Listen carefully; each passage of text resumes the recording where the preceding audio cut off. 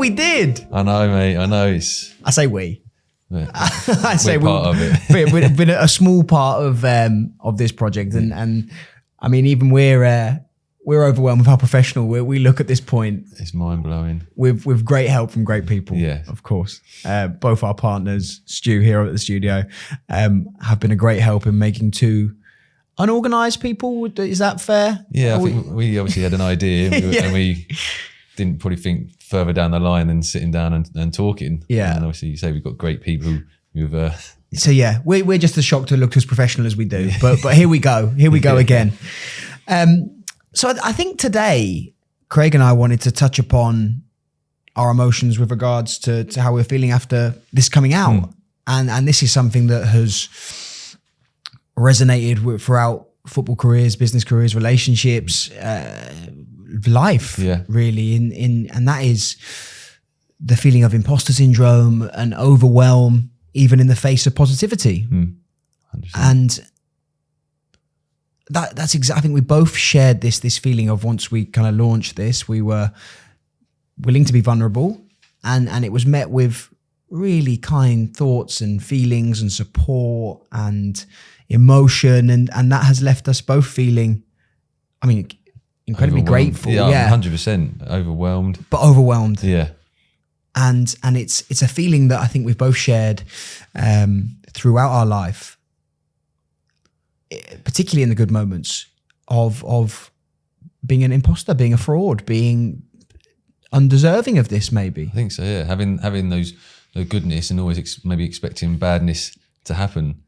Something good goes well, and then ultimately you're always waiting for that kick in the teeth with the bad stuff to follow it. That's exactly how I feel. Yeah, and I think you say it's putting it out there has been amazing, and obviously the kind of what we've got, the messages, the love that we've received has been unbelievable. But you said that I think it's taken its toll a couple of days after, just trying to process it all. As you said, trying not to kind of self-sabotage it in a way. Self-sabotage is a really key phrase there. Without the support of yourself, Amber, Holly, friends, family, that I would have run away from this, I think. What I remember from my days where I wasn't as healthy as I am now was ignorance is bliss a little bit. So I would run from these things, and that would, in my case, involve drink and drugs. And they would be a great escapism to actually dealing with good or bad situations head on. In the same sense, we were talking earlier as well, and something I wanted to share about was, if I did something good, say for example with football, I had no ability to recognize that might have been me that had achieved those things or accomplished those things. So I'd have this physical manifestation of OCD-like tendencies, trying to replicate every little thing that went into that day to create that moment. So if it was football and I played well and I scored, it was nothing to do with me or my ability or my hard work. It was all to do with kind of the superstition-based luck that had gone into it. And that was that feeling of imposter. So I remember playing football, and if the previous Saturday had gone well, I was weighing out the peanut butter to the same gram. I was getting up at the exact same time. I was having the same conversations with the same people. So I'd ring my dad at a certain time, or run an errand that I didn't need to run and go again, just to kind of replicate everything that led to that situation, because it couldn't have been me. It must have been the fact that I touched a lamppost or walked on two drains that had meant that I had. That becomes tiring, doesn't it? Because you're concentrating on so much on doing all those right things, and then what happens when it doesn't go well? Then does the routine change? Do you try and find out what you didn't do that you might have not done in that day? The exhaustion is I remember by the time kickoff came, even down to listening to the same songs in the car.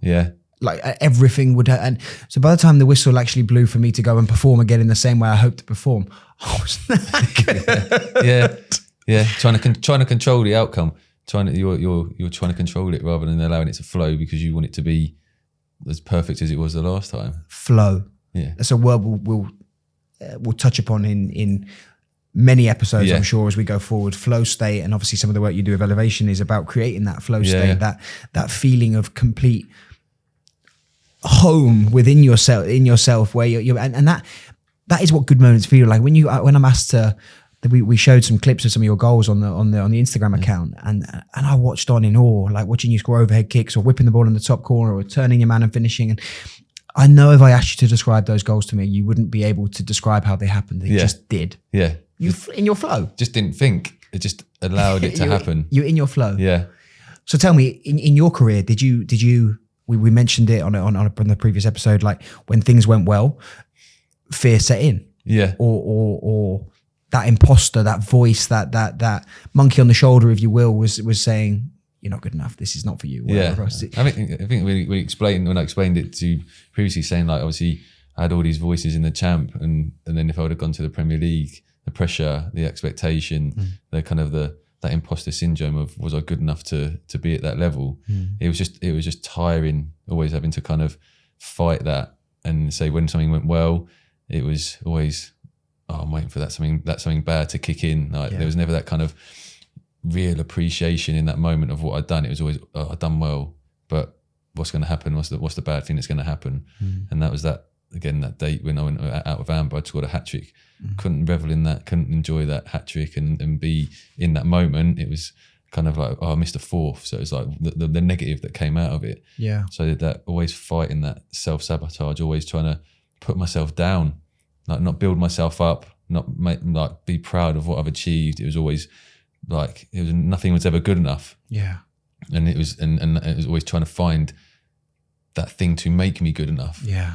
And there never ever was a thing that was going to make me good enough. I'd spend goalposts always moved. Oh yeah, and it's like I'd achieved something, but it's like, well, I should have achieved the next thing beyond that, or it should have been higher than what I've achieved. Yeah. And it's like it's a never ending thing you chase. You can never be content. You can't be content in that moment. You can't be content if you're always chasing something. And again, I think that's a bit of self-sabotage, because you're always bringing it back to, well, I see it was going to fail, or it wasn't going to work out anyway. So throughout my career, I had that. There was amazing moments, and there was moments of flow state where I'd get on the pitch and I wouldn't think about it. And then there was moments of just real sabotage, am I meant to be here? Am I good enough to be here? And yeah, it's like you're saying, it's hard to control all the time. It's hard to. And we carry that with us now still. Yeah. And both of us are in a better position.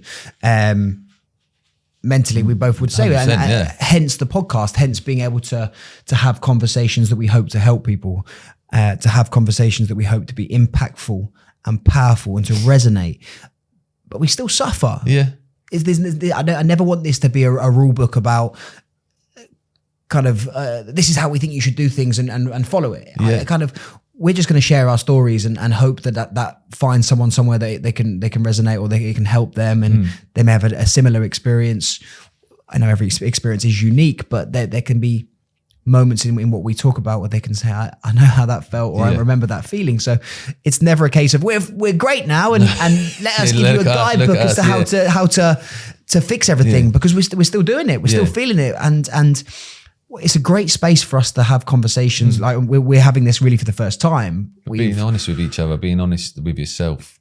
When we're having these conversations, we don't hide anything. We tell it how it is. Like no matter how brutal that is, no matter how hard it sounds, we're willing to be honest. Yeah. And I think that's what we want to get across to people, is be honest with yourself. Like be honest, get those emotions out. Don't be scared to be honest with yourself. Don't be scared to be honest with people of how you're feeling. Yeah. Like there are people just like us that are around to help. We want everyone to succeed. We want everyone to get better. And obviously the more you speak about it, the more we can each help each other kind of achieve that. Yeah. And be in a place of peace, be in a place of flow. I'll be honest, I took a day off earlier this week because of this. And I have worn this badge of honor of how hard I work in all that I do, kind of with my business, with my football, with fitness, with anything. Like I'm like, look how hard I work, and respect me for it. Yeah. That's almost the way I've behaved. I know I've done that, not necessarily consciously, but I know I'm saying, I've done loads of work today. I've helped this many people today. I've done these things. And actually I had a moment this week where I just went, I'm completely fucking overwhelmed by it. I don't know what to do with this feeling. And it's not a case of not having that feeling. It's seeing it, being aware of it, and trying to recenter and I think accept it in. Yeah, accept it. Yeah. Acceptance is huge. Yeah. And so I took a day off and I did some life admin, kind of relaxed, and went to the gym, but didn't overly work out. Just moved well, ate well, had a sauna, had a steam, and had a day of just acceptance. I think is a great term, and that's huge progress for me. Awareness of how I'm feeling is progress. Doing something about it is actually progress, and that day has allowed me to say it's okay to be okay at something. It's okay to be proud of something. It's okay to feel like you're heading in the right direction and to not want to run the opposite way. Because that's been my immediate reaction my whole life. Yeah. It's to run. It's to run from it. When things get good, I've run away. When things get bad, I've run away. And sometimes that is because I feel undeserving or... Yeah, and how did you feel standing in your ground? How did you feel standing there and being in it and accepting it in?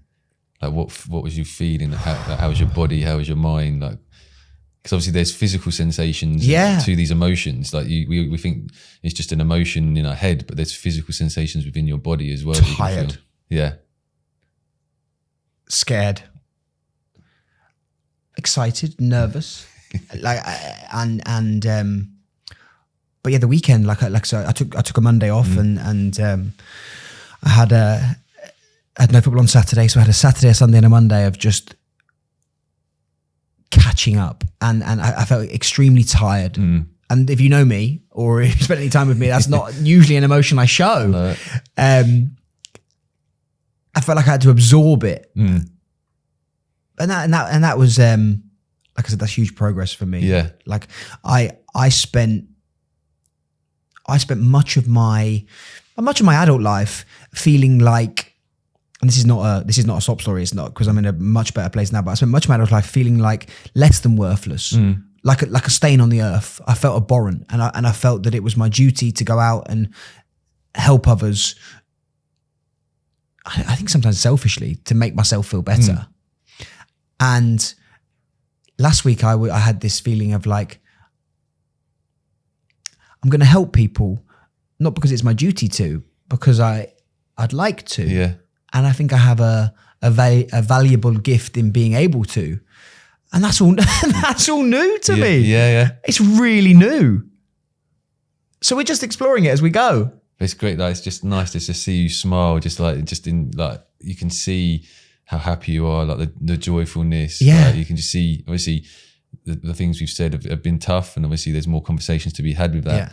But I think you can just see the joy of expressing that, bringing that out, allowing that to come forth. And I think that's what we kind of want to resonate with the listeners. And like, it's speaking about it, it does seem scary and it does seem tough. And obviously you don't know the reactions you're going to get and what's going to happen. But ultimately, your reaction is the reaction we want, and which will come once you kind of unburden yourself from what you've been going through. And it was, I tell a story, I've told it lots of times about, we've discussed this. Will Smith tells a story originally about the fear of skydiving and how scared he is in the days leading up to this event, and how much of a perhaps of a waste of his time that was. And it isn't until that moment when your legs are dangling out of an aeroplane about to be pushed that you should be a little bit scared. But it's in that moment when you are pushed out of an aeroplane that you are in your complete you're flying. You are free. Yeah. And we've dangled our legs out of the airplane, and we've been pushed, and it's I feel free, but that's a new feeling. It's a new feeling, and it's really cathartic and amazing for us to be having these conversations, because I can, for the listener, we've not had this chat. No. This is completely raw and honest today. So I'm exploring how I feel and how we feel right now. Yeah. And I think in episodes to come, there's going to be tears and there's going to be pauses or moments of taking a breath, because we really are exploring this together live. I was going to say, in real life right this moment.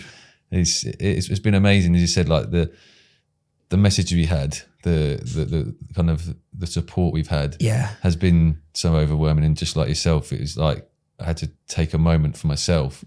It made me like, I think I hadn't really processed putting out there what I'd said. I think like saying it and then seeing it myself, just like kind of between us before we kind of send it out there, it's like, okay, that's quite heavy. But then to put it out there for people to see, I think that's when it really hit me, because I think throughout my career, maybe throughout my life, I've had a mask on and I've wanted people to portray me as the guy that's always got it together and I've got no issues and I'm cool, calm and collected. And then I think as soon as obviously that got sent out, that wasn't who I really was. Yeah. The real me came out, and I think that really, I don't say panicked me, but it was just like, oh, like now people are going to see what I was going through and how people are going to react to that, and are they going to look at me differently? And then to see all the messages, it was just really overwhelming, and realize like so much good can come from this. Like it's been in me for so long, and it got to a point where now I feel like I can get that out and I can share it. And obviously then to have that reaction from people,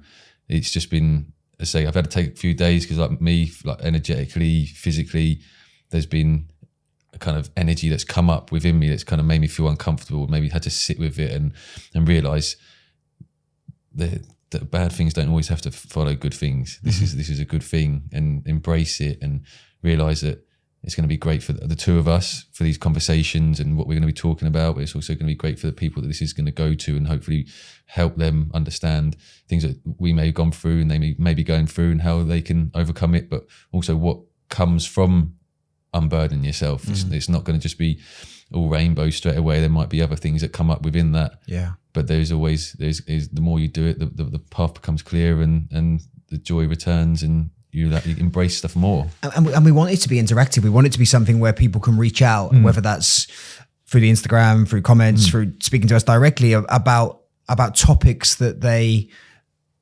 perhaps struggle with themselves or situations or different things. And we'd like to have this open format where we're going to share our ideas and our experiences of situations, but we'd love a community of people whereby they share their experiences, whether it's something they've resonated with, or whether it's something completely different, and we can give an opinion, or we can sort of have conversations about it on here. And I want to break that taboo around men doing this. Whether we like it or not, whether you hear good things or not, it's not happening. But I'm not speaking out of turn here. Whereas one of the things that worried you most about the podcast, you hadn't even spoken to your mum about some of this stuff. No, my mum. No, that's what obviously we spoke about before it came out. I had to ring my mum. I had to ring my brother and sister to explain what was going on, because obviously what was coming out was real heavy stuff, and it was like I hadn't told anyone. I hadn't, like say, Amber was probably the only person that really knew to the depth. I've spoke in podcasts here and there and dropped little bits, but kind of kept myself protected. Yeah. And obviously the journey that we've been on together, I think I wanted to be honest, and I know you want to be honest, because I think honesty is the only thing that's going to get people to resonate with what we're doing and see how truly cathartic, how truly amazing this journey is when you really let go of it all, hold nothing in and let it all go. And obviously my mum, my brother and sister didn't really know a lot. They knew I was suffering to an extent, but like not what was going on. So I had to phone them and I had to say, look, just be mindful these things are coming out. These are the things that I had been suffering through my career. I'm not in that place now. I'm healing. I'm working on it. So just if you have any questions, if you have any worries, don't be hesitating now to ask me. Ask me like all of it. Ask me all of it, and I'm open book. I will share with you what the situation was, why I was feeling that way. Yeah, and hopefully that will give them some peace, because they know I've been struggling, and I think it's difficult when someone you love is struggling and you don't know how to help them. So for me to now unburden myself, them to understand, I think hopefully that gives them a bit of peace and some answers to the questions that they maybe had but didn't have the answers to. Feels like this is the next step in both our healing journeys. And again, to reiterate that point, by no means are we healed or would imagine that we are in a situation ever in our lifetime that we would be fully healed. We're constantly learning, and we're constantly trying new things, and this is part of our healing process as well. So there is going to be things throughout this process we're going to say that may change. Like we have an opinion today, and we're also welcoming people to challenge us as well, because we're giving our opinion and something that we feel like is going to help people, or we feel like is quite heartfelt, or we feel is we have a little bit of experience of. But we're no experts in this. No. Whatever this is. So it's going to be an open format. I want it to, and the guests we're going to have on are going to bring new situations and problems, if you will, and how we overcame them. And ultimately it's this, a path we're going to walk together, and it can be really lonely, but hopefully this is you got some company now. And I think that's what we want to create, isn't it? Like-minded people who are willing to share, willing to, let's say, unburden themselves of their worries, and helping each other solve the problem, helping each other heal. You'd say there's only so much we can do of our own healing, and there might be questions and conversations to be had with other people who will trigger us to understand more that what we need to heal. And I think that's what we want to do, is get people to always question themselves, have conversations whether it's their belief, not their belief, and say just learn from it. And we're all trying to improve. We're all trying to help each other, guide each other through to heal, and that starts with having conversations that might be difficult and being truthful with yourself, and say hopefully finding those answers as we all go along, and guiding ourselves in a direction that we want to be.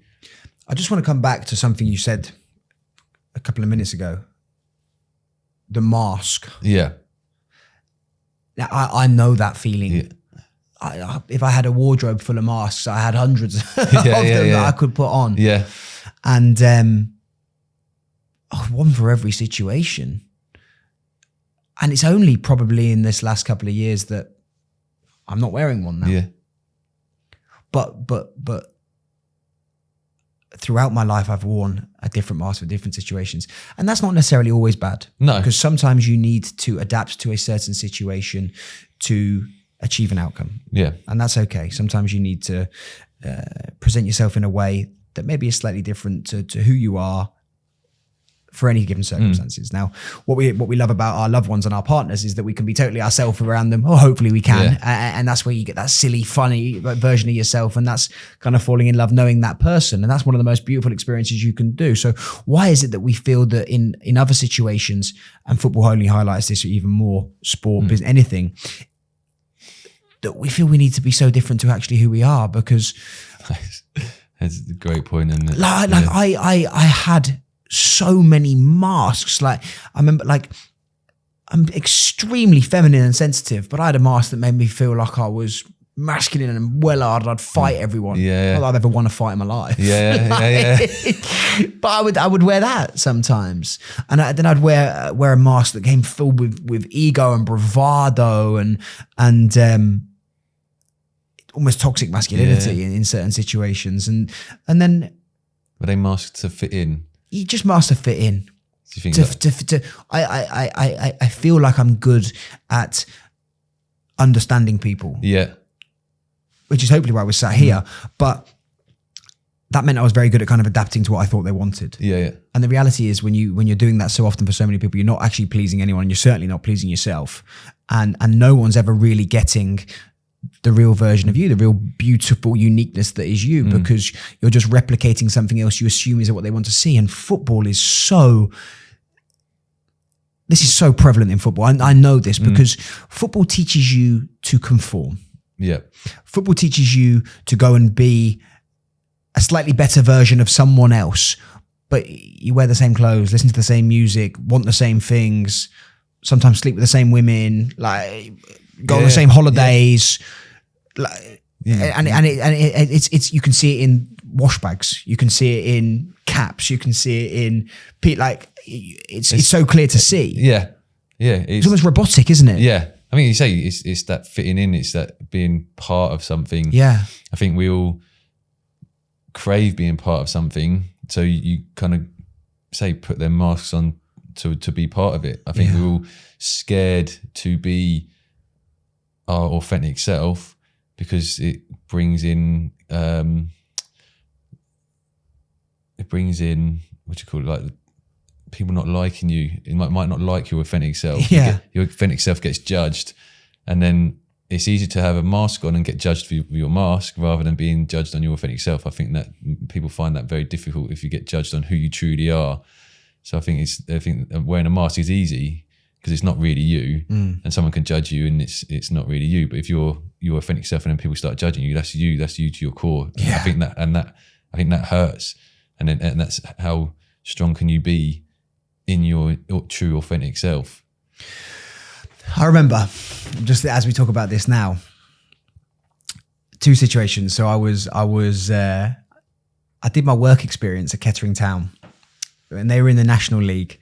And I mean, what a cool opportunity. Just that I was just training with the team, really, helping the physio out a little bit, filling up the ice baths, like pretending I was a bit of a footballer and a little bit of like because I wasn't at that point, I wasn't in an academy or anything like that. And I still love football. And I remember all the lads, so they did a fitness testing day, and they all wore running trainers. So the very next day, I hadn't just realised it was just a fitness testing day. I was during pre-season. I just saw they were all wearing running trainers. So I thought, well, I'm going to wear running trainers the next day because that's what they're all doing. So I borrowed a pair of my dad's. They were size 10. I was about a size 6.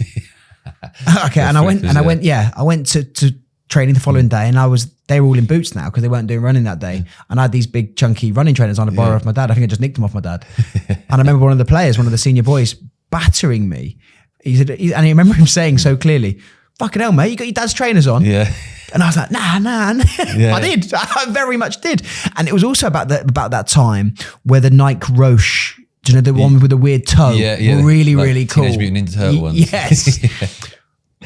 That's all I wanted because all the lads were wearing them after football. In the same way lads would wear Crocs now, for example. They were wearing the Nike Roches. So my birthday was coming up. That's all I wanted. I wanted Nike Roches. So I from a young age, I looked up to those people and wanted to replicate them. And then I saw it. You see it with wash bag culture. Everyone wants to have the same wash bag, whether that be LB or Goyard now or anything else. And listen, it's okay to have nice things, to appreciate them, but it's almost like a uniform. Yeah.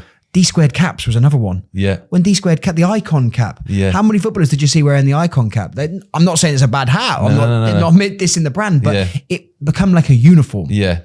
And come their calling card, you'd spot a footballer mile off. Of course you could. With what they're wearing. And I fell into that trap as well. Yeah. But again, that's what football teaches you. Yeah. To conform, to not step. It's military-like in some ways, which is kind of what led to you in what we talked about in a previous episode. That element of it's so structured. When you come into the real life, when do you eat? Yeah. Where's my tracksuit? Yeah. Where's my slip? Where's my? All this was done for me. Yeah. What the fuck do I do now? You have to find yourself. That's the thing. And you can kind of, as I said, in football, you can wear a mask. You can hide these things. And that when that mask's attacked, it's fine. It's a mask. Trying to be your true self in football is very, very difficult.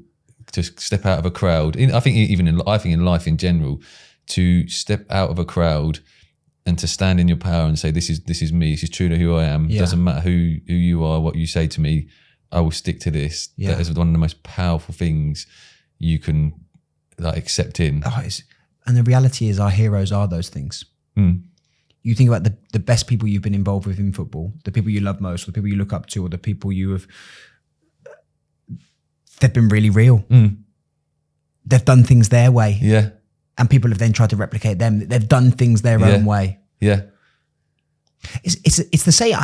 So this is obviously going to be male led because that's the environment we're talking to. But I say it to some of my female clients all the time. Like when Beyonce is on stage doing her thing, like being a boss bitch, being a really kind of proud, independent woman, they're championing it. Yeah. But when it comes to their time to kind of own their stuff and be proud of what they do, it's almost self-deprecation is built within them. It's not cool to actually say, I've owned this and I've done really, really well with it. I see that so often.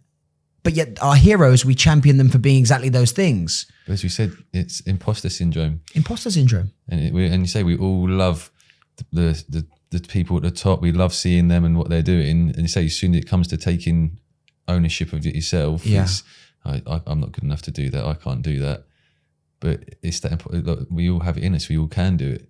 It's just that imposter, that little person on your shoulder saying, "Oh no, you're not good enough. You can't do it." Like, what if this person judges you? What if that person says something?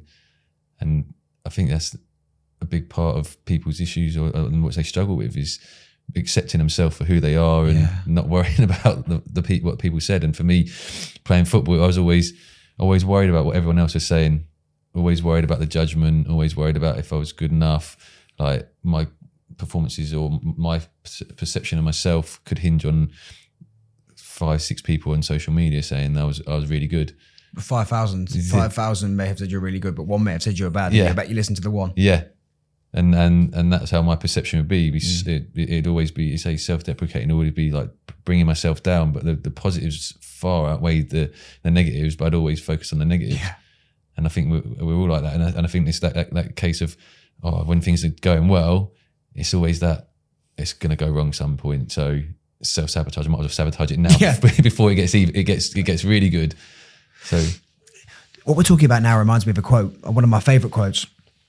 And I won't do the whole thing, but part of it says kind of, your playing small does not serve the world. There is no glory in shrinking so other people like you. And it's,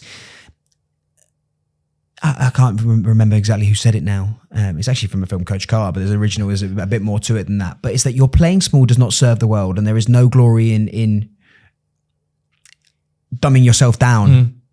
But we do it. Yeah. And actually, by shining your own light, you liberate others to do the same. That is the end of that quote. Yeah. When you shine your own light, you liberate others to do the same.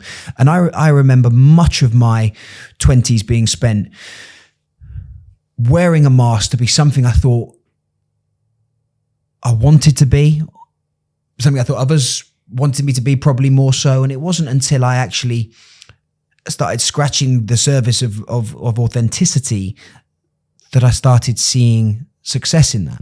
And this is the perfect example of it. I'm trying to be more authentic in what I'm doing by having these real conversations with you here. And we felt some success from that. We felt some support. Yeah. Yet still, we sit here a little bit scared of it. Yeah. It's very interesting. It is. It's just being human. It's being human. Those emotions that come up. It's learning to be with them. It's learning to go back to your authentic self, and I think that's where it stems from. Like, I don't know if you ever know when you first stopped being your authentic self, and obviously that's probably then when, as we grown from then, the same as me, learning to fit into groups of people, maybe at school and stuff like that, and then never really truly focusing on who you truly were. I've never thought about that question, but I think back to my childhood now, and I remember being very tearful all the time over anything. I would just cry, and shame quickly followed that. So I become hardened to it later in life, and it wasn't until I started finding out who I was a bit more. I thought that's okay to do that. It's okay to be emotional. It's okay to be a man who is physically strong, but also cries. Yeah. All the time. Yeah. But I remember that in my very early years. Yeah. I remember being teased at school for crying a lot. Yeah. Over nothing. Not even like falling over in Grey's Anatomy. It wasn't something like that. It would be over situations. I remember going into JJB as a kid and walking out with nothing, because I just so wanted some football stuff. Just crying. Yeah. Not because I was having a strop. I was just so sad that experience was over, like being in JGB and I got nothing from it. Like, even as I grew older, I remember watching things like The X Factor and someone being voted out and feeling really emotional about that. And I've had conversations with friends where they've looked at me and said, I'd love to be in your head sometimes, because you experience highs like so high. Like I could be having a coffee and I can't even fathom how incredible I'm feeling. I'm like, this is the best coffee I've ever had. I'm sitting with you in this moment. It's incredible. Like, the sun's coming in, the company's good, it tastes good. Like, it's amazing. And my mate will be like, it's just a nice coffee. But I agree, bro. Like, that's lovely. Yeah. But in the same breath, someone could say one thing, like, you look tired. And my day's over. It confirms everything I've ever wanted to know about myself. Yeah. Like I'm wrong. Yeah. And it's a gift. It's a curse. It's It's hard. And then it's unpicking these behaviours, unpicking these things that we believe to be true about ourselves, which ultimately aren't. And obviously the conversation we had previous, it's getting all these things out. It's stop them sitting in our head and becoming bigger than they actually need to be. And as I said, like finding each other, finding like other people that want to be brave, want to kind of just take that step and start healing, getting those things out of their head. And this is the whole, let's say, the podcast. Obviously, the conversations is what we want. We want to be honest. We want to get these things out. Yeah. We want to heal ourselves. We want to find our true, authentic self. And it's not going to be one podcast and we've said stuff and we're healed and we're now our true, authentic self. It's going to take practice. It's going to take time. It's going to take lots of conversations with each other. It's going to take lots of conversations with other people, hard conversations with family, friends, ourselves, to just keep digging at it and keep digging at it. And it will get tough, but there'll always be people around. And this is what we want to give people. We want to be around. We want to create a community where there's always people around to help pick you up and keep without pushing judgment. you. Yeah, helping you find your authentic self. And each person's authentic self is going to look completely different. Yeah. But that's the beauty of it as well. Yeah. We're not here to judge your authentic self. We want you to find who you truly are. And we want to keep helping you picking away to find that underneath. And that's what we want to do. I hope so. Yeah. I hope so. And I think there's many ways in which we can do that. And again, uniqueness is the beauty in this. We hope by, I think conversation is a pillar of a number of avenues you can use to be successful in this journey. Conversation is always the foundation of that for me. I wanted to touch upon something I said in the previous episode where actually I championed the fact that I wasn't taking any medication.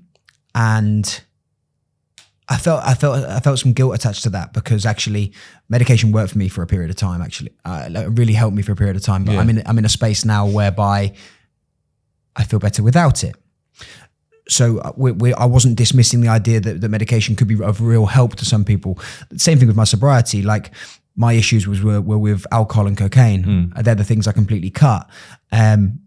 Whereas actually there are some plant medicines out there which I've seen kind of firsthand and through friends and information that can be really helpful as well. So it's again, I'm sharing what's working for us without trying to dismiss anything at all, because what works for me may be different for someone else. And again, it's just sharing that experience of it. So we talked about your thoughts on that as well, and I'd like to kind of revisit where we were in your conversation when you were at Brighton and you had an intervention and medication was offered to you, and I'll let you take over from here. Like you explain that story. So obviously we spoke about Brighton and the times I had there and the suicide thoughts, and that kind of come in combination with a major injury. So I ruptured my Achilles at Brighton. So that put me up for 13 months. Yeah.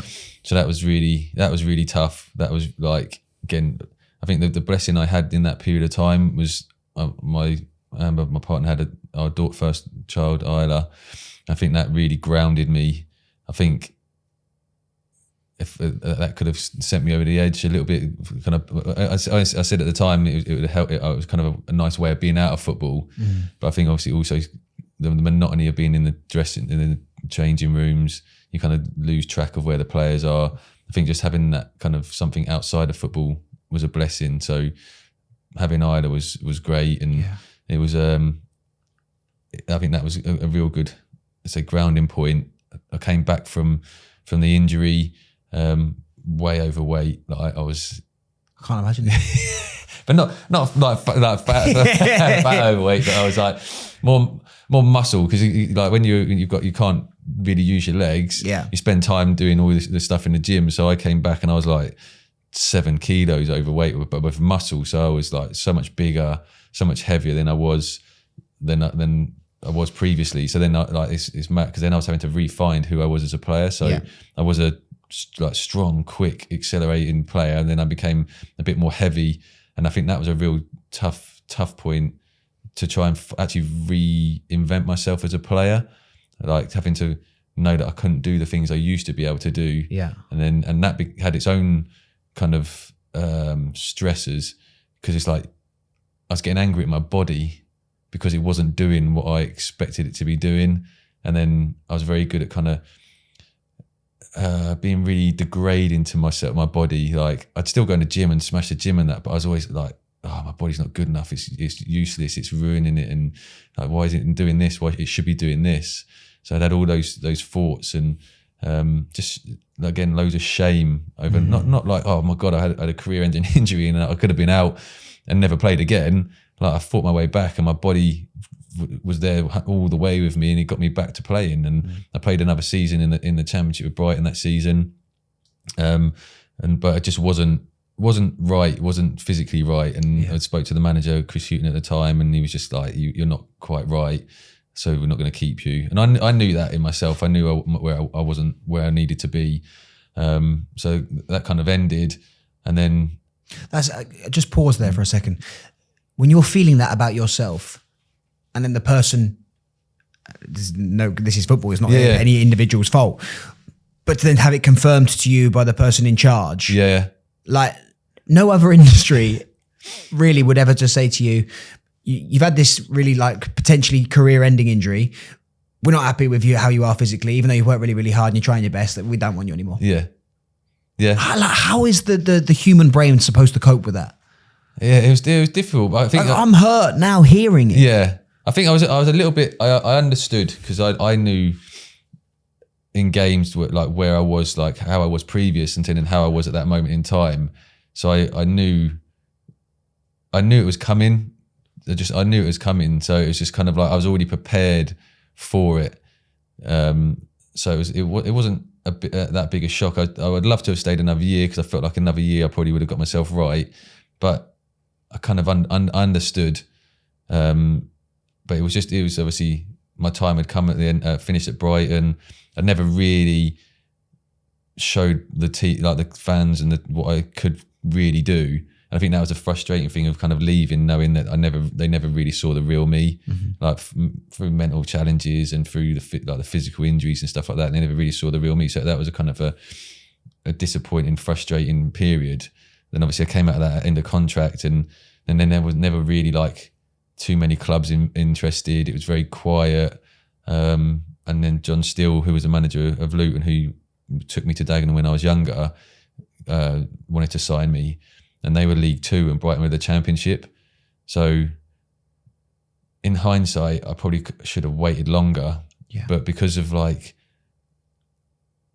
just being scared of no one wanting me, and like maybe people not thinking I was a player I used to be, and all that worry and fear, like I kind of took the chance, like dropping all the way down to League Two, because I just felt like it was a bit safer. Like I should do well at League Two.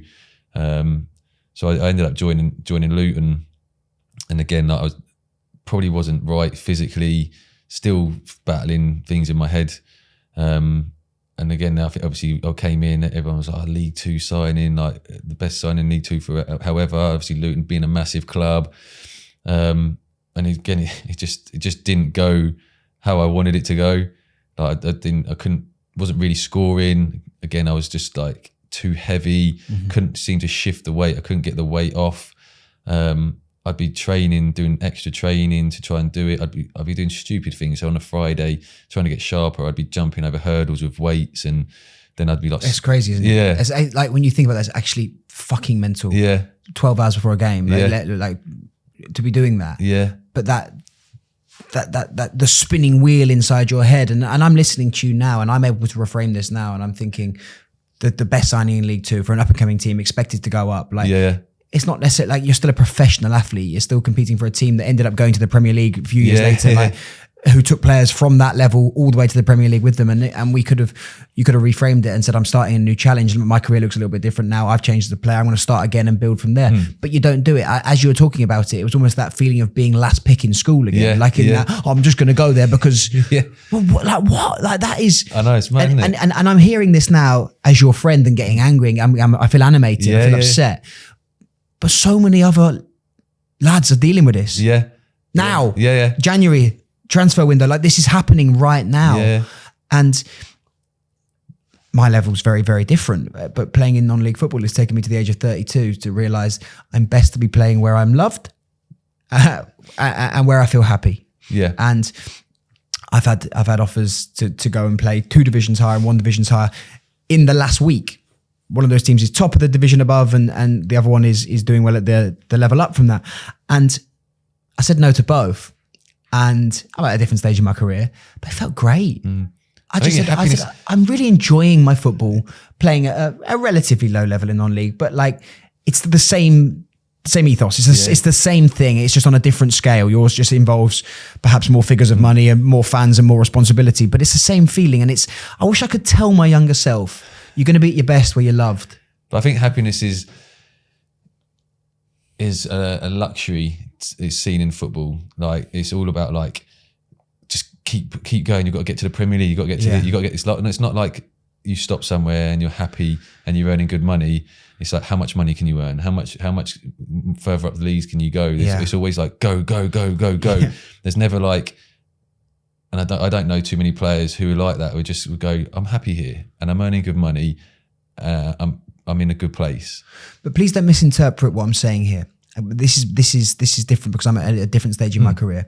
I wish I could tell my younger self to play where I feel happy and where I feel loved, because then my potential to achieve more would surpass the ceiling I was potentially putting onto it. Yeah. And I have this conversation with players now. In my gym, people will come in and say, I must score 20 by Christmas or by the end of the season or whatever. This has got to happen or this. And I say, why? Why? Yeah. If you were to get 19 assists and score 10 goals and win the league, you had a bad year. No. Okay, but you're telling me you have to score 20 or by the end of the season. What if you get 20 by Christmas? Do you stop? Yeah. There's another 4 or 5 months of the season. Do you just give up then because you've already achieved what you want to achieve? No, you don't. You'd go and surpass what you already, the ceiling you put on yourself. I'm not saying don't have aspirations and don't have goals and don't have dreams. Absolutely have those things. 100%. But I've found more so now in allowing myself to just be happy and be present and find that flow state wherever that is. Not only will you achieve those things, you will surpass them. And this is what's happening in my career now. I used to sit at a desk and dream of the fact that of only just being a PT. Yeah. I have to pinch myself sometimes because a few years on, I now run a gym where I train international athletes, and I'm doing a podcast with another international athlete helping young men. I'm living out my dream. And how did I get there? By just being my fucking self. Yeah. Took me till I was 28, 29, 30. By just being myself. And I'm realizing that as I have this, I have that conversation. 100%. So maybe I am good enough. Yeah. At whatever I'm meant to be, maybe I'm good enough. And that, it didn't look like what others put upon me. Yeah. It looked different to that. And it's even more beautiful than I ever imagined. Yeah. That I ever fucking imagined. So who's to say that Craig, that physically stronger Craig couldn't have been an even better player than the quick, sharp Craig that you had? But that's the thing, isn't it? It's reframing it. And we always reframe things to be their negative rather than reframing it to be a positive. Yeah. And that's the thing. It's and that's the position I was in, was reframing everything for a negative. Where there's always two sides. I could have reframed it to a positive, and I could have gone, okay, this is who I am now. This is how it's going to help me. This can change my game in this way. Yeah. This is the positive it's going to bring. I'm going to be better back to goal than I am in behind. I'm going to change. Yeah. Yeah. But it brought again, it was that negative thing, not back myself and say, oh yeah, this is amazing, Craig. Be your biggest cheerleader. You can do this. Yeah. It was no, that's not you. This is the player you was, so this is the player you should be for all the time. And it's the same as being a person. This is who you are. You should always be that person. Yes. And as soon as you start changing yourself, and you probably would have gone through that, becoming your authentic self, people would have started dropping away because you're not the Jim that you should be. You're the Jim that you know you should be. And I think that's so important, just as in general in life. But it's life as well as football, isn't it? We our aim with this is for it to help everyone that we can possibly help, but particularly men. But and obviously we're talking about sport, but this crosses over with business relationships, with life. It's life, 100%. Yeah. And change is fucking beautiful. Yeah. But I'm so scared. Like, all the good things that have happened in my life came about through change. Yeah. Yeah. If someone uses my locker at the gym, I'm annoyed. Or someone's parking in my car parking space. It's not my car park. It's just where I usually park. Yeah. I'm like, well, how dare they? Who is this person invading my space? The reality is, one of the most dangerous phrases in the English language is, but we've always done it this way. Yeah. And I fell so into that category. But I've always played this way. But I've always been quick, sharp, quick. Like, and I've always thought this way. So what we can do now is help others in this situation see themselves more beautifully, or see themselves more uniquely, and to embrace that. And I really hope through these conversations and through working alongside us that we can help more and more people see this and reframe and embrace change and embrace the situations, because all the shittest things that has happened to me in life have made me better. Yeah, 100%. I think, as you say. And I'm lucky to be able to say that, because I haven't been killed by disease, and I'm lucky that I haven't been to many funerals, which is I'm very lucky. Touch wood. Yeah. But all of the things that I would look back on as something that felt very negative at the time are the only reason I'm sat here today living my dream, doing this with you. The only reason. I think I resonate with that. I think you say I think that's when the hard things come, you have to change. Yeah. You have to change. Otherwise you get stuck in that rut of it just being negative all the time. You don't look at when it's all positive, you never look at change to an extent, because everything's going so well. The only time you ever really, really look at change is when it's all going wrong. And football's just fucking opinions as well. Yeah. Let's get that out there as loud as we can. Yeah. Because that version of Craig may not have worked for Brighton at that time, but let me fucking tell you, it would have worked for a hell of a lot of other teams. Yeah. But I think when you are searching for something that's not inside yourself, when you're looking for that recognition, when you're looking for validation, when you're looking for someone to tell you you're doing well, like that you accept other people's judgments, you accept people's beliefs of you, and when you become a bit stronger and you can then go, no, that's not me. That's when things change. But when you like I said, I'm like a people pleaser. I wanted to make sure everyone was happy before I was happy. That was it. If the crowd's happy and like the manager's happy and they're happy, then obviously it's like I could be playing left wing, but everyone else is happy. Then great. But if I'm not, my feelings when I was playing football was last. Like, it didn't matter what I felt, as long as like I was doing the right thing for the team, or I was doing the right thing for the fans, or I was doing this. Like, brilliant. Don't worry about what I feel. I just stick it down. I just keep pushing it down inside. And you wonder why you got lost. Yeah. Do you know what I mean? And we wonder why we got lost. I'm saying it to you and to me. Yeah. Yeah. It's scary. It is. But I think another really important point to note here is that what we seek, especially in this day and age, isn't what actually fulfills us.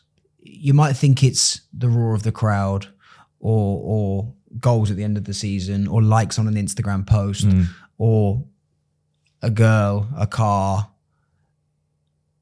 It's never those things, is it? No. They're all part of those changing goalposts. And the reality is, to help you to go and succeed, if you're aspiring to achieve some of those things, goals at the end of the season and validation and thing, you have to find yourself. Yeah. And you have to find yourself. Really interesting thing is, so there's probably one, I wouldn't say it's mad, but like there were good seasons in my career, but the one season I just was me and just relaxed, didn't let any of the pressure get to me, didn't worry about what people were saying, whether I was scoring or wasn't scoring, just played football for the enjoyment of playing football and being me. I scored 35 goals in the season and got called up to Scotland. And then I couldn't replicate that when I went to Brighton, because I then went back to the way of, I've got to impress, I've got to do this, I've got to do that. But that's that one season where I didn't let anything affect my peace and was just me. I scored 35 goals. It's hard for me not to ask. It's hard for me not to ask because I don't want you to try and replicate it, and it's not going to work now. Because you're not playing football anymore, so you can't replicate that again. Yeah. But where were you at in your life? What was happening? Because that was you. Yeah. That was you in your purest form. That was you in your flow state. Yeah. What for someone who'd been so, and to this day, we both are kind of aware of the noise around us. We find it hard to shut off from that. So what happened in that moment where you could just be you? I read a book, and it was cool. Well, I read a couple of books. One was, what was it called? I can't think of it now. It's gone out. We'll come back. We'll write it down at some point. But what was the message? It was basically, it's feel the fear and do it anyway. Feel the fear and do it anyway. Okay. So it's like, this is the kind of the first time when I probably started reading books. Yeah. Again, Amber got me onto them. She started reading a book called The Millionaire Mind. I started laughing at her. She started to kind of change her personality, and there's different growth that I saw in her. So then she had this book, and so she gave it to me, and it was feel the fear and do it anyway. And it was basically anything that comes up and you feel that fear, you do it. And it was just a case of that season. It was just, don't be scared. Don't be scared to be me. Don't be scared to miss a chance. Don't be scared to not score a goal. Just be me, and just whatever comes up, feel the fear and do it. It's beautiful. And it was just the most liberating thing that season. It just felt like everything flowed. Just everything was just like that. I wasn't scared to do anything. I wasn't scared to like say something back to someone, which I'd normally just take stuff in, but I'd stood my ground and I'd say something. I went in that season, I think I'd scored like 14 goals, and I think the manager at the time, it was Gary Johnson, he had a go at me at the end of a game, and I was a bit pissed off because I was like, I've scored 14 goals so far this season. It wasn't even Christmas. I was like, you're having a go at me. So like I pulled him and I was like, what's going on? Why are you having a go at me? Which I'd never do. And then he explained to me, well, you're not doing this right, and we need more of that, and we need more of that. And I was like, okay. So I added that into my game, and my game just grew from there. Amazing. So I wasn't scared. I felt that fear, and I did it. And when I spoke to him, and speaking within that fear, I got great advice that took me beyond where I was at that moment in time. So I just felt that was just like, that book had a turning point in my life at that moment, that season, which got me a move to Brighton. But then I ultimately reverted back to the old Craig. Yeah. I was still reading, but like probably not taking it in as much. And again, I let all the pressure and all the expectations, all that stuff overtake me. It's hard because I was having a conversation with a young player the other day who wanted to ask, training well, played a little bit at the start of the season and wasn't in the team, and wanted to ask the question of the manager as to why he wasn't even in the squad anymore. Wasn't even in the 11v11s in training, like wanted to know why. And for someone who's not been a professional football player, I said, well, why don't you just ask him? And he said, like, I'll sort of try, but I can't really do that. I just thought, why? And this is not that player's fault and not necessarily the manager's fault. There needs to be a cultural shift. Not to leave with shame, but to leave with honest critique, like the ability to say to you, you may have scored 14 all season, but I want this from you to improve your game, and the willingness to be able to accept that and to move forward with it. That's incredible. And it worked out. So why? I'm supposed there's lots of people who are doing this in the right way, but there's plenty that aren't still. And why can't we create this space whereby honest, open feedback is welcomed? Because I find, this is from just my experience, and you will know better than I, you don't go and knock on a manager's door all the time and ask a question, and in the same sense, they don't come to you and say, let me help you with this. Yeah. And I hope that through our voice, we can, even if we just touch one person, one manager, one player, and we can change this. Because honest communication is the only way you get anywhere. And every player I speak to just wants honest communication. Yeah. I don't mind if you don't think I'm good enough, or I don't fit your mold, or I'm not your sort of player. Please just be honest with me. Yeah. Don't drag me along to the end of the season and then just say, I'm not going to renew your deal, off you go. Like, don't tell me. I mean, I had another situation with a player recently. This comes to the physical element, whereby in and out of the team, feeling a little bit low, and they questioned his attitude. He's just shy. He doesn't go around shouting about things. He's just quite a shy player. The managers are quite used to kind of quite loud, boisterous players, and that's okay. That's their style. But this guy, I liken it to the duck swimming calmly on the surface. Doesn't mean their feet aren't kicking really, really fast underneath, right? And so from a physical perspective, they'd said to him, had an injury, and said, if you get an injection for this, we'll play you. Had the injection, still not playing him. Like, and now he feels lied to. Yeah. He feels like he was made to do something that could potentially have a longer term effect on his body. He was willing to do that for them, and they still let him down. Yeah. So how do you rebuild trust in situations like that? How do you even? And this is happening every day up and down the country. It's difficult as a player though, because you want to play, like you want to play the game, like you love the game, you want to play it, and you will do stuff you're asked to do. I would have done the same thing as him. Yeah, but it's not okay. No, it's not, because you're putting them in a position where they might be going against something that they believe in and they don't want to do, but you're kind of holding them at ransom because they want to play, and the only way they're going to play at that moment in time is by doing what you're telling them to do. But then obviously not to do it, for them to do it and none not play him, that's just mind games. It's just like, then as a player you're like, well, if I do it next time, am I going to play? If I don't do it, like if he says something to me, can I believe what he's going to say to me now? Like, it then puts you in a dilemma of like, you just get you're lost a little bit within that kind of what you're going to get from that manager now. I can almost guarantee you, your favourite manager you've played under, doesn't even have to say who it is, but I know who the favourite manager I've played under is, and they were my most honest manager. I didn't always play for them. I didn't always play well for them. It wasn't my best years in football, I wouldn't say, but my favourite person I ever worked under was the most honest. Yeah. They give you the confidence to just still ask questions. Yeah. And then get true answers. Because I think that feeling, and this is the unknown, not being aware where you stand is a really hard place to be.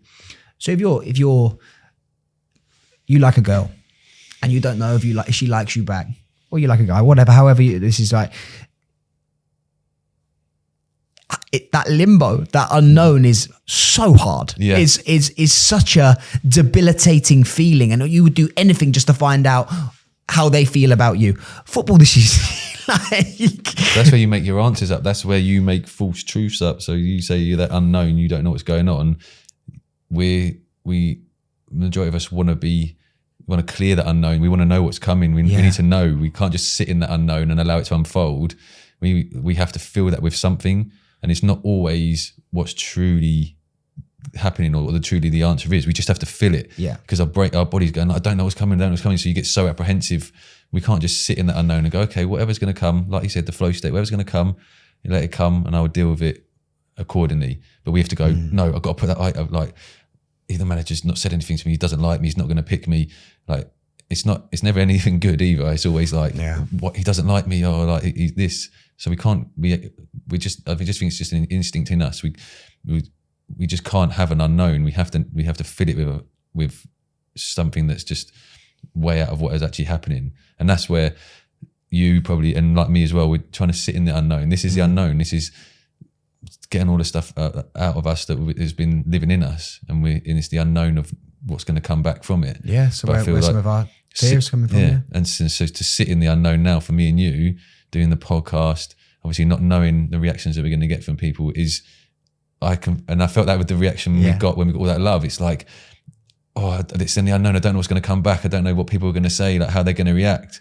And then that overwhelmingness of trying to fit it with something, like they might not like it, they're going to judge me.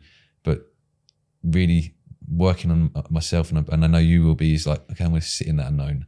I'm going to allow the answers to come, and not try to fill it with anything.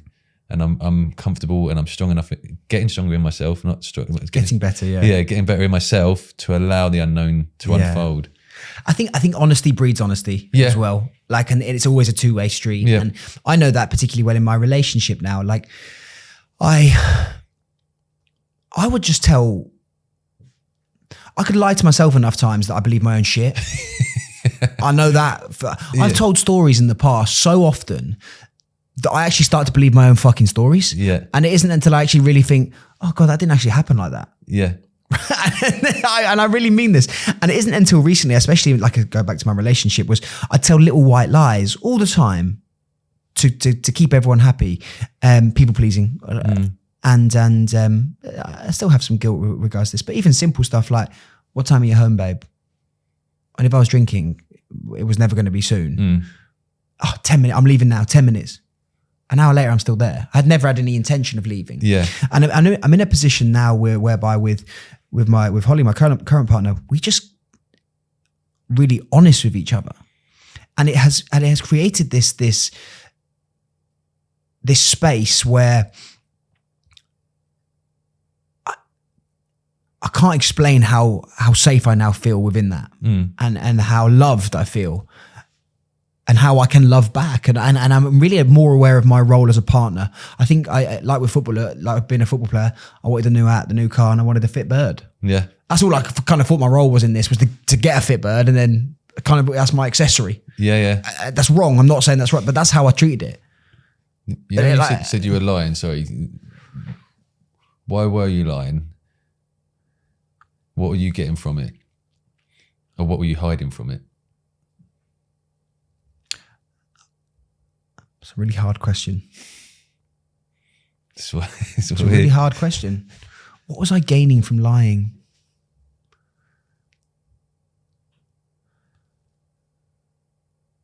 It's really hard because there is no gain from it, really. I got a bit of extra time out with the boys. Like, I was trying to keep them happy, or like I was always just trying to keep everyone happy. Yeah. And in that example, I was essentially keeping the ex happy by saying I was home sooner, but keeping the boys happy by just staying out longer. Yeah. And the reality is, I didn't even know if I wanted to stay out or go home, or I just wanted everyone, again, I wanted everyone to be happy. But gladly, I'm now in a space where like, I have this honesty. Yeah. And it creates this relationship, which is so, I feel so powerful with it. I feel so together. I feel so not hiding anything. Like a team. Yeah. Like I feel like a team. And we've had to have some really shit conversations. Fuck. We've had to have some things that I've had to say things I never wanted to say. Yeah. I've had to be honest about stuff I never wanted to be honest about. But my God, it's so liberating. So let's link that back now to football. If we can get honest with each other, and if we can get honest in that hierarchy as well, from the top down, I think we create platforms for people to go and not only just achieve what you're hoping to achieve, but to go and surpass that in ways they never even imagined. And I don't think we're gonna get to that point. I don't think we're gonna go and surpass or what are our wildest dreams until we can get really authentic and really honest. Yeah. Because there's always a ceiling to it. There's always a ceiling when you're pretending to be something you're not, because especially when you're trying to replicate something, you're only ever going to get quite as good as perhaps the thing you're trying to replicate. And in most cases, never quite as good. Yeah. So we have to be able to breed this authenticity, and that is going to come from the top down in football. Allowing people to make mistakes and saying, no, like it's, get on the ball. It's those people who give you that freedom. Get on the ball regardless of the fact you just gave it away. Do you know the best place I had that in my career was Wycombe. Yeah. So I joined Wycombe after leaving Luton. Didn't go as well as I hoped. Had another major injury there, broke my ankle. Came to the end of my Luton career not wanted. I think I was 34, 35 then, and I got a phone call from Wycombe saying like, come down, like we'd love you to come and be part of the team. Like we've got a bit of an older team. So I went down. And we had an old team. We had me, kind of Adam Alab, Sam Saunders, Mac and Fenwa, Nathan Tyson. So an old group of players all kind of being told, you're not good enough anymore. Don't need you. Like kind of like Wycombe were being touted as relegation favourites. But I met a group of lads there who wanted to be themselves, and everyone was championed at being themselves. The manager Gareth Ainsworth was fantastic. He kind of allowed the dressing room to kind of rule itself. Yeah. So he had like generals who'd kind of take the instructions from Gareth, and then he'd obviously bring it down into the dressing room, like Bayo, Adam, like, so big names, big voices, big people. But you were allowed to be who you were within that dressing room. Yeah. You were allowed to be your authentic self. There was obviously always standards, and all the older boys set the standards. Like, we worked hard, we grafted, we did all the right things in the morning. Like, it was a competition who could get in the morning, the first to do the gym work.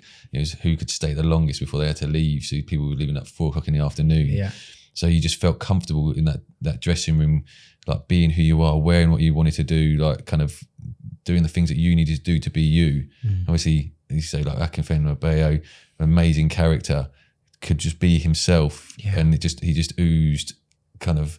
It was just love and appreciation for others, but there was also that you've got to grind. If you want to be yourself, you've got to still put it in for the team.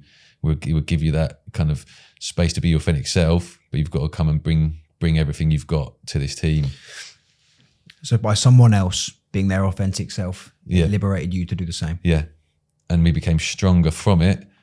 Whereas you think, if we've all got to be the same kind of person, the team will be stronger. It wasn't. It was like, you get to be you. You get to be you. You get to be you. Bring your authentic self, but bring that work with it. You get to be you. Yeah. You get to be you. Yeah. What a fucking beautiful thing to give to someone. Oh, massive. And you could just see, like, you know, when you'll know when you're wearing that mask, you can tell, and you can feel it. When you go into a room and you know everyone's their authentic self, you can just feel everyone's so at ease with themselves. There's no competition with each other. There's no like fighting for this place. There's no fighting for that position. Like, it was amazing. We had like an amazing squad, and it was like, if you in the squad, you would work your arse off to stay in that squad. If you weren't in a team, you were supporting the life out of those players. You'd be there like, on the sidelines. You'd be there in a stand, like screaming the boys on. Like, it was just like the atmosphere was just like within the dressing room. Like, that's why I don't think we wanted to go home, and I think that's why we wanted to get in early. Wow! Because you wanted to be around that. It was just like, it was so magnetic. And that season, we were told we were going to get relegated, and we got promoted. And it was just like, it just showed what you could do when everyone was just themselves. Yeah. Gave them that ability to be themselves. And then obviously for that I was there for 3 years, and I was in and out a bit. But those 3 years I was there, we went from League 2 to the Championship, which was a phenomenal story for a team that didn't. You thought you were done? Huh? You thought you were done? But that's that time was just so amazing to be around, and the people that came in and the people that went out, like even the people that left the club would always come back to the games and come back into the dressing room and come back to the gym because they just loved being around the boys. And I'll always remember like the season we got promoted to the Championship. Again, I wasn't involved as much, but we had like, it was COVID, so COVID hit, and obviously you weren't allowed fans in the grounds and stuff like that. But like we were playing. So like obviously the playoff games, and then the final at Wembley, there was no one there. All you could hear was all the Wycombe players play. Like, so I wasn't playing that day, so I was in the stand a bit further up with the boys that weren't playing and the subs, and all you could hear was us shouting, screaming, and cheering the boys on to success. Like we played Oxford, and Oxford were just sitting there, and they were very quiet, and they didn't really say much. Like we were up off the seats. Like obviously at the time you meant to wear a mask, and we had our masks off. We were screaming, shouting. Can't fake that though, can you? No, and that was built, and that was like the offense. Like I said, everyone could be who they wanted to be, and everyone would die for each other in that dressing room.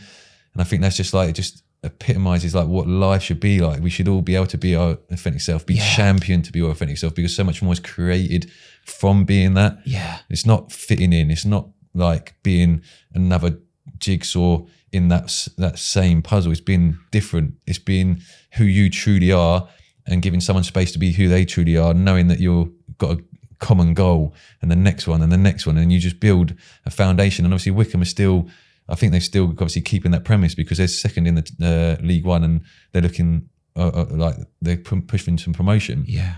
So it's a structure that's not so much based on the football. The football takes care of itself. I haven't even thought about football being kicked in any of that. No, it's not. But that's the thing. It's like that takes care of itself. If you've got a group of players who can be themselves, and you know that they're going to go on that pitch and they're going to focus on everything that needs to be focused on, like they're going to die if they're coming on for 30 seconds. They're going to give you everything they've got in that 30 seconds. That's how you build teams. That's how you build people. That's how you build people up to become, said, a team that was meant to get relegated in League Two that goes on to actually get promoted to the Championship, and realistically probably could have stayed in the Championship if it was under different circumstances. But also the player, you, who thought he was done, and too old and not good enough and too big, but went back to where he was and made me enjoy football. Made me like enjoy being part of it. There was no politics. There was no like, I'm fighting him to get in that place, or like it was just a case of like, if he's playing, I'm going to be. I'm not sure you won in the fight against Bayo anyway. If that was the case, no, it'd taken about 7 or 8 of us to fight. But again, it's like we had such big characters who've had achieved a lot. Myself, Adam Alab, like Bayo, Nathan Tyson, Sam Saunders. All these people had achieved a lot in the game. Yeah, but they were willing to be themselves, and they were willing to put the work in. And that created such an amazing atmosphere. And as I said, I loved being there in those 3 years I was there. And then that's when I came out of the game after that. I've never heard you talk about that. Yeah. And I felt on the edge of my seat. I felt like I could see how animated and how excited you were. And but that's how it should be. What a beautiful experience that must have been. That time at that football club. As you were saying that as well, like I said, I wasn't thinking about a football being kicked. Yeah. I was thinking about the emotion involved in that. And this brings me on to another thought I have when it comes to football, and it's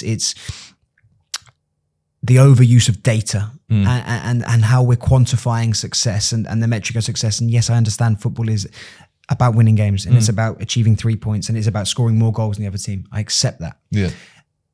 I also accept there's a real place for your stat vests giving you all your sprints and your kilometers covered and your heart rate, and I get it. But that isn't the only way we can visualize and feel success. That's not the only way we determine success. That's not the only metric we have for success. Because the reality is in that environment, what it created was, from the emotion you built in the changing room and the connection you had together, who could get in earliest and who could leave latest. Yeah. Your data's going to look after itself. Yeah. You talk about a final at Wembley when it's silent. Yeah, you're digging in and building each other up. I can guarantee you're running further than you would have ever ran without that. Yeah.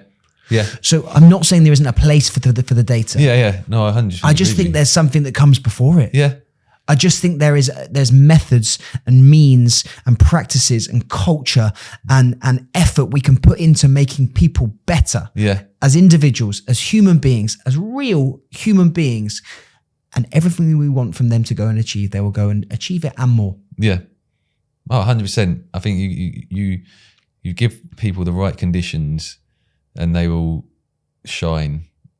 And I think sometimes in football, we don't give people the right conditions. Yeah. And I think for me anyway, at the moment, football is just becoming very robotic.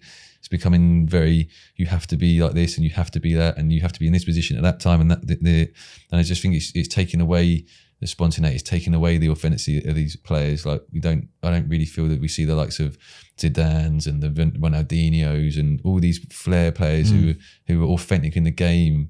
I feel it's just becoming very rigid. And it's, as you said, there is place for data and that kind of stuff. But I think if you can really give your players that courage and that trust to be themselves, immeasurable things, and show them that they can be themselves, and there's nothing wrong with that. I think you run through brick walls for people. Oh my God, you run through brick walls for people if they can just say, "You be who you are. This is to the expectations. I expect you to work hard, like whatever, blah blah blah. But you just be you." How in your life is someone just be you? Just be you. I've got no expectation. I know, it makes me feel emotional. It makes me feel really emotional. Yeah. But that's like how often I can't tell you, if ever someone's ever sat next to me and said, just be you, and that's really enough. good. Yeah, that's enough. Just be you. And I have the word, if you're watching on YouTube, I have the word enough tattooed on my hand. Yeah. There for me to see every day. Yeah. I try to remind myself. Yeah. It's literally tattooed into my skin because I try to remind myself. But sometimes Wow. I think you need someone else to say it. I think there's a place for you and me to say it to ourselves. But then when someone gives you that permission and well, not permission, but someone says to you, just be you. Don't need to be anything else, just be you. And then that brings up a lot of questions though, because who are you? Yeah. The ceiling that we think is there, I think lifts when you're given that permission. That ceiling of potential, that ceiling of self-doubt, that ceiling of fear,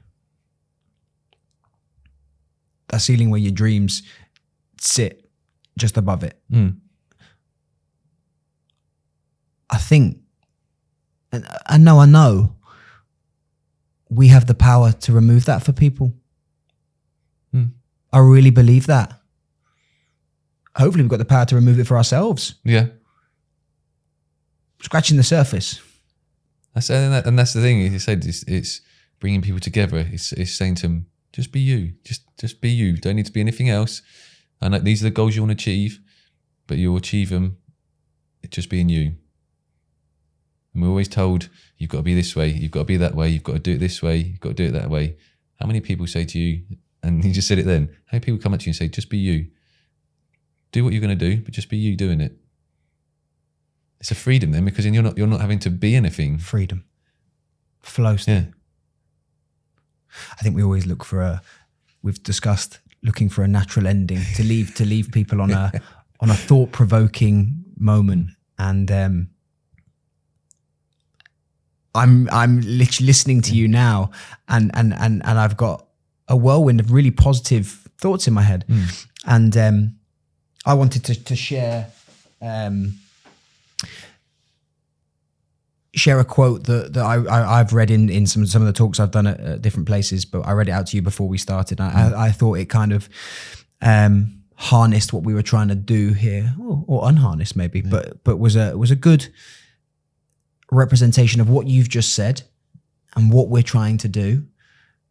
But perhaps actually, as we talk, then actually it's more about, it's more than what this quote I'm about to give you. It's more than that. It's not just saying it's okay to be you, but showing you the potential of what that could possibly be. Yeah. Not that just it's okay, not that just that you're enough, that you could go and be everything you've ever dreamed of. And more. So I'm going to share this, and we're going to leave you pensive and thoughtful ahead of the next episode. Be the people who break the cycle. If you were judged, choose understanding. If you were rejected, choose acceptance. If you were shamed, choose compassion. Be the people you needed when you were hurting, not the people who hurt you. Vow to be better than what broke you, to heal instead of becoming bitter, so you can act from your heart and not from your pain. One day you will tell your story of how you overcame what you went through, and it will be someone else's survival guide. It's beautiful. It's so apt. We'll see you in a few weeks.